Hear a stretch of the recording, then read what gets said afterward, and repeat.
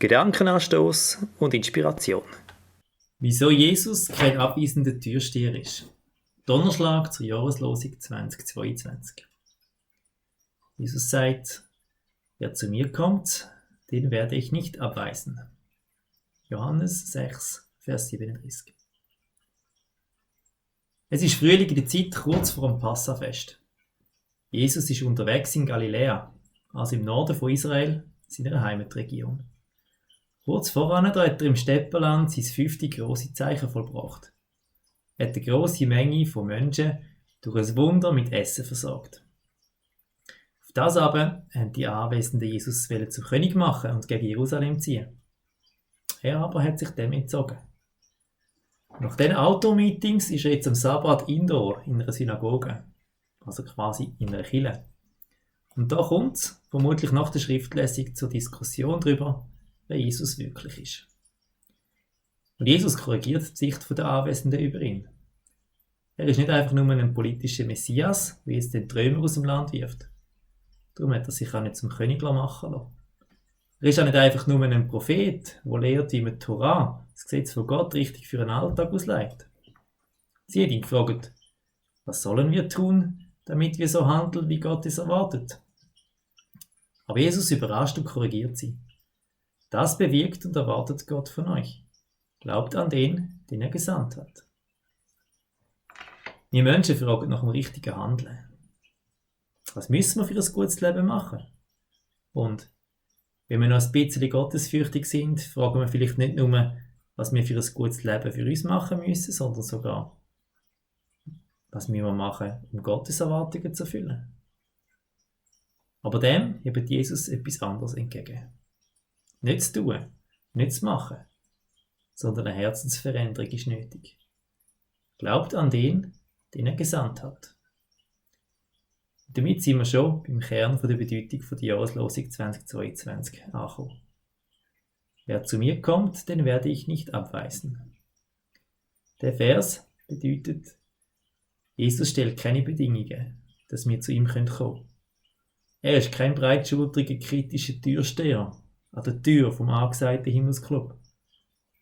Er fragt nicht danach, ob wir genug schick oder genug true angezogen sind. Und er fragt auch nicht, ob ihm unsere Verhaltensetikette passt. Er fragt auch nicht nach unserem Bankkontostand oder dem Stand von unserem Moralkonto. Er fragt auch nicht nach unserem Standing im Sozialgefüge, sei das real oder virtuell. Ihm ist niemand zu versaut, zu abgefuckt oder zu beschämend. Alle sind ihm willkommen.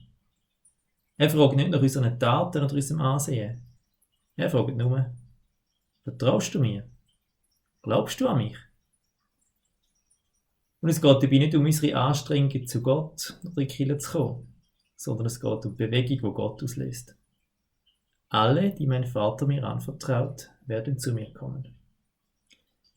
Und das alles, das gibt eine grosse Perspektive in den Sturm von unserem Leben und unserer Zeit. Das ist der Wille dessen, der mich beauftragt hat. Ich soll keinen von denen verlieren, die er mir anvertraut hat. Vielmehr soll ich sie alle am letzten Tag vom Tod erwecken. Denn das ist der Wille meines Vaters. Alle, die den Sohn sehen und an ihn glauben, werden das ewige Leben erhalten. Am letzten Tag werde ich sie vom Tod erwecken. Jesus Christus, der Sohn von Gott, ist stark genug, uns festzuheben und zu bewahren. Es hängt nicht an unseren Taten, es hängt auch nicht an unserem Glauben. Er ist stark genug, um uns festzuhalten und zu bewahren. Der Sturm vom Leben, jetzt, und durch das dunkle Tal vom Tod durch.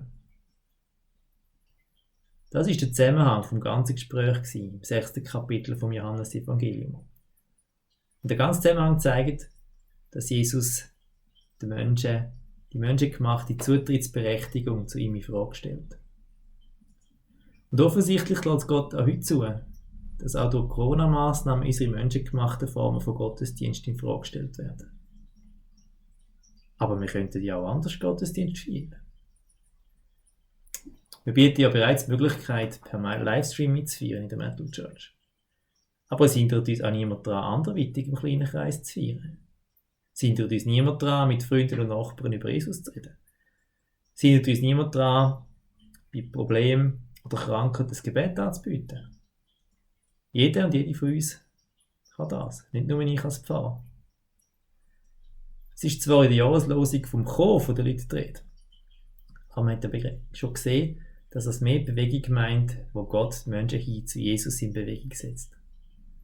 Jesus selber hat nie einfach in einem Gebäude gewartet, dass die Leute zu ihm kommen. Wir sehen im Johannesevangelium, wie Jesus vor allem unterwegs ist. Von einem Ort zum anderen. Wie er Menschen trifft.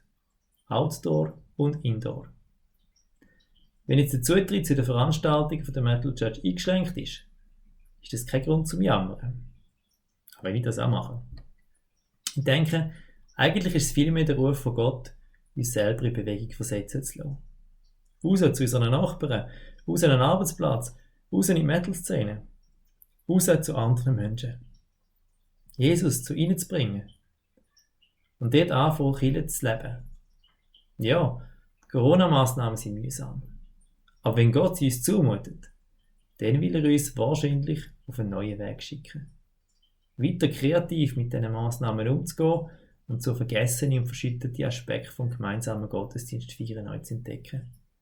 Und vor allem auch, sich andere Orte in Bewegung setzen zu lassen. Raus aus unserer Komfortzone. Zusammen mit Jesus hin zu den Menschen. Das ist das Motto für 2022. Weil er niemand abweist, der zu ihm will kommen.